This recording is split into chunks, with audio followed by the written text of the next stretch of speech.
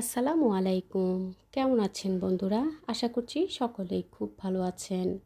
বন্ধুরা, আজ আমি ভীষণ মজাদার স্বাদের একটা রেসিপি তৈরি করে আপনাদের সাথে শেয়ার করব। আশা করছি সঙ্গেই থাকবেন।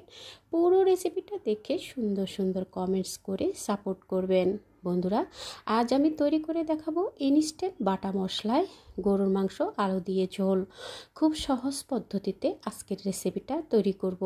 বন্ধুরা, গরুর মাংস আলু দিয়ে ঝোল তৈরি করার জন্য এখানে আমি 2 কেজির মতো গরুর মাংস নিয়েছি। সলিড মাংস এবং হাড় সহ আমি 2 কেজি গরুর মাংস নিয়ে খুব ভালোভাবে ধুয়ে পরিষ্কার করে রেগুলার কাট করে নিয়েছি। যেহেতু আজ আমি ইনস্ট্যান্ট মশলা তৈরি করে মশলা বেটে রান্না করব, তো এখানে আমি নিয়েছি আমার স্বাদ মতো কাঁচামরিচ নিয়েছি, 4টা পেঁয়াজ বড় বড় করে কেটে নিয়েছি, 2টা রসুন নিয়েছি, আর নিয়েছি 2 টুকরো আদা একটু বড় করে কেটে নিয়েছি। যেহেতু আমি ব্লেন্ডারে ব্লেন্ড করে মশলাগুলো পেস্ট করে নেব, আপনারা যদি শিলপাটাতে বেটে মশলাটা তৈরি করে নেন সেক্ষেত্রে আরও কিছুটা ছোট করে কেটে নিয়ে মশলাটা শিলপাটাতে বেটেও ব্যবহার করতে পারেন। তো আমি সবগুলো মশলাকে ভালোভাবে ধুয়ে নিয়েছি এবং এখানে আমি জিরা এবং পোস্ত নিয়েছি। 1 চা চামচ জিরা এবং 1 চা চামচ পোস্ত 10 মিনিট আগে ভালোভাবে ধুয়ে এরপর আমি ভিজিয়ে রেখেছিলাম 10 মিনিট। এখন আমি সাথে দিয়ে দিলাম, দিয়ে সামান্য কিছুটা পানি দিয়ে ভালোভাবে পেস্ট করে নিয়েছি। বন্ধুরা, এভাবে ইনস্ট্যান্ট পেস্ট তৈরি করে আপনারা যদি গরু মাংসটা এভাবে রান্না করেন খেতে কিন্তু ভীষণ ভালো লাগবে।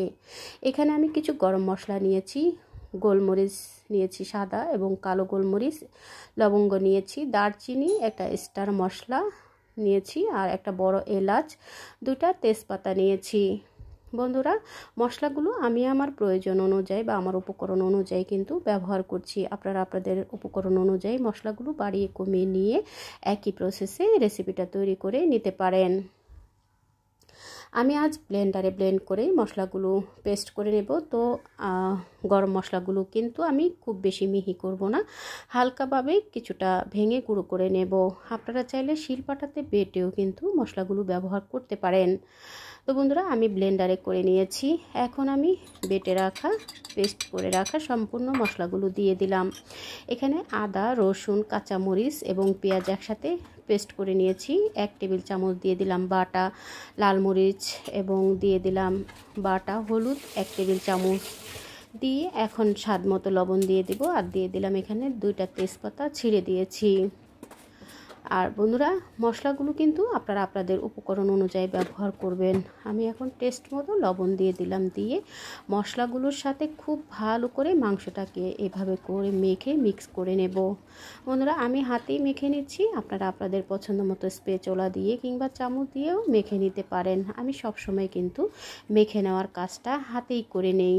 তো ভালোভাবে মিশিয়ে মেখে এরপর আমি আধা ঘন্টার জন্য রেস্টে রেখে দেব। এতে করে যখন আমরা মাংসটা রান্না করব মাংসটা খেতে অনেক বেশি জুসি হবে, খেতে ভীষণ ভালো লাগবে। তো বন্ধুরা, এখন আমি দিয়ে দিলাম আদা বাটা করে রাখা গরম মশলাগুলো। আপনারা চাইলে গরম মশলাটাকে ফুল একেবারে মিহি করে বেটে নিতে পারেন, তবে এভাবে একটু আদা ভাঙা করে নিলেই কিন্তু খুব সুন্দর একটা ফ্লেভার আসে। সম্পূর্ণ মশলাই কিন্তু আমি আজ ইনস্ট্যান্ট সাথে সাথে তৈরি করে সাথে সাথেই কিন্তু ব্যবহার করছি। এভাবে ইনস্ট্যান্ট মশলা ব্যবহার করে যদি আপনারা গরু মাংস রান্না করেন খেতে কিন্তু ভীষণ টেস্টি হয়। এখন আমি চুলায় একটা প্যান বসিয়ে দিলাম। আধা ঘন্টা রেস্টে রাখার পরে চুলায় একটা প্যান বসিয়ে দেওয়ার পরে 1/2 কাপ সয়াবিন তেল দিয়ে 1 কাপ পরিমাণ পেঁয়াজ কুচি দিয়ে দিলাম। পেঁয়াজটাকে ভেজে হালকা বাদামি কালার হয়ে আসলে এরপর আমি ম্যারিনেশন করে রাখা বিফটা এখানে আমি দিয়ে দিলাম।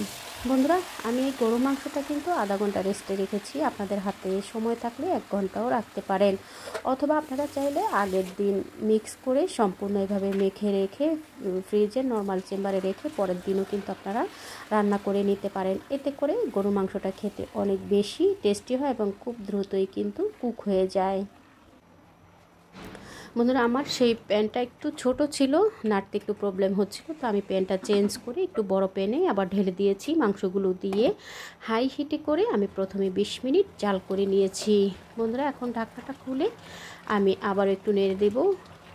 কিছুক্ষণ 20 মিনিট রান্নার পরে দেখুন মাংস থেকে পানি বেরিয়ে গেছে কিছুক্ষণ নেড়ে চেড়ে এখন আমি ঢাকনাটা দিয়ে চুলার আঁচ মিডিয়ামে রেখে মাংসটা হাফ সেদ্ধ হওয়া পর্যন্ত এভাবে করে জাল করে নেব। মাংসটা কিন্তু সুন্দরভাবে কষে গেছে, সুন্দরভাবে পানিটাও কিন্তু শুকিয়ে গেছে। মাংসতে কিন্তু পানি বেরিয়ে গিয়েছিল, সেই পানিটাও কিন্তু সুন্দরভাবে শুকিয়ে গেছে।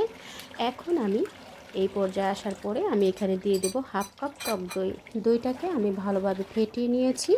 ফেটিয়ে নিয়ে দিয়ে সাথে মাংসের সাথে দিয়ে আবার একটু ভালোভাবে নেড়ে চেড়ে ঢাকনা দিয়ে ঢেকে আবারও মিডিয়াম আঁচে করে আরও 15 থেকে 20 মিনিট জাল করে নেব। বন্ধুরা, এই ফাঁকে কিন্তু আমি কিছুক্ষণ পর পর ঢাকনাটা খুলে মাংসগুলোকে কিছুক্ষণ পর পর নেড়ে দিয়েছিলাম। যেহেতু মাংসর ভিতরে আমি টক দই ব্যবহার করেছি, টক দই দেওয়ার পরে কিন্তু অবশ্যই চুলার আঁচ মিডিয়ামে রেখে কিছুক্ষণ পর পর নেড়ে চেড়ে জাল করে নিতে হবে। মাংসটা যখন হাফ সেদ্ধ হয়ে যাওয়ার পর 70% সেদ্ধ হয়ে গেছে, ঠিক সেই পর্যায়ে আসার পরে আমি আলু দিয়ে দিলাম। আলুটা দিয়ে ভালোভাবে মিক্স করে নিয়ে এরপর আমি চুলার আঁচ মিডিয়ামে রেখে বারবার নেড়ে নেড়ে জাল করে নেব। বন্ধুরা, আপনারা নিশ্চয়ই খেয়াল করেছেন আমি কিন্তু এখনও পর্যন্ত পানি ব্যবহার করিনি। আমি পাশের চুলাতে কিন্তু গরম পানি বসিয়ে রেখেছি। অল্প অল্প পানি দিয়ে কষিয়ে কষিয়ে এই মাংসটাকে আমি রান্না করে নেব। এখন আমি গরম পানি দিয়ে দিলাম 1 কাপ পরিমাণ। 1 কাপ পানি দিয়ে আমি এই মাংসটাকে বারবার কষিয়ে কষিয়ে রান্না করে নেব। একবারে পানি দিয়ে রান্না করলে কিন্তু এই মাংসটা খেতে ততটা স্বাদ হবে না। যতক্ষণ না পর্যন্ত 100% মাংস এবং আলুটা সেদ্ধ হয়ে যাবে ততক্ষণ পর্যন্ত কিন্তু আমি বারবার পাশের চুলায় গরম পানি বসিয়ে রাখার পরে 1 কাপ করে পানি দিয়ে যখন একেবারে পানিটা শুকিয়ে আসবে কষে কষে মাংসটাকে রান্না করে নেব। আবার দিয়ে দিলাম 1 কাপ পরিমাণ পানি। এভাবে করে আমি অফ ক্যামেরাতে আরও কয়েকবার পানি দিয়ে দিয়ে মাংসটাকে একেবারে 100% সেদ্ধ হয়ে যাওয়া পর্যন্ত মাংসটাকে কিন্তু জাল করে নিয়েছি। এবং অফ ক্যামেরাতে আমি বারে বারে কিন্তু মাংসটাকে নেড়ে চেড়ে দিয়েছি যাতে করে তলানিতে লেগে না যায়। যেহেতু গ্রেভিটা অনেক ঘন থাকবে আমি কিন্তু মাংসটাকে কষিয়ে কষিয়ে রান্না করছি। এভাবে করে 100% সেদ্ধ হয়ে যাওয়ার পরে আমি রান্নাটা শেষ করে নেব। বন্ধুরা, শেষ করার আগে আমি এখানে দিয়ে দিলাম টালা জিরার গুঁড়া 1 টেবিল চামচ এবং কিছুটা চিলি ফ্লেক্স দিয়ে আবার একটু নেড়ে চেড়ে চুলার আঁচ একেবারে মিডিয়াম একেবারে লোতে রেখে আরও কিছুক্ষণ বসিয়ে রাখবো। এতে করে মাংসটা অনেক বেশি সফট হবে। দেখুন বন্ধুরা, খুব সহজ পদ্ধতিতেই কিন্তু তৈরি হয়ে গেল মজাদার একটা গরু মাংস দিয়ে আলুর ঝোল। বন্ধুরা, এভাবে করে আপনারা যদি গরু মাংসটাকে ইনস্ট্যান্ট মশলা বেটে রান্না করেন তাহলে আপনাদের গরু মাংসের কালার এবং স্বাদ কিন্তু খুবই টেস্টি হবে। দেখলেন তো বন্ধুরা, কত সহজে তৈরি হয়ে গেল। তো বন্ধুরা, আপনারা চাইলে এই গরু মাংসটা কিন্তু রুটি, পরোটা, লুচি, নান, সাদা ভাত, খিচুড়ি সব কিছুর সাথে কিন্তু সার্ভ করতে পারবেন। বন্ধুরা, আমি এখন একটা সার্ভিং ডিশে তুলে দেখিয়ে দিচ্ছি গরুর মাংস আলু দিয়ে ঝোলের রেসিপিটা। দেখতে কতটা ইয়ামি হয়েছে, খেতেও কিন্তু ভীষণ টেস্টি হয়েছিল।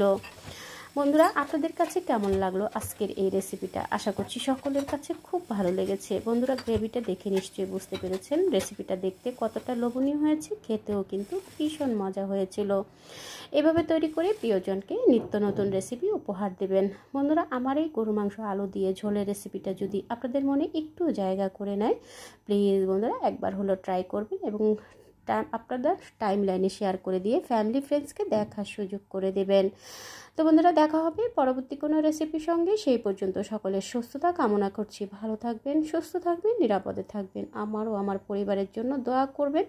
একবার হলো এভাবে রেসিপিটা তৈরি করে প্রিয়জনকে উপহার দিবেন। আল্লাহ হাফিজ।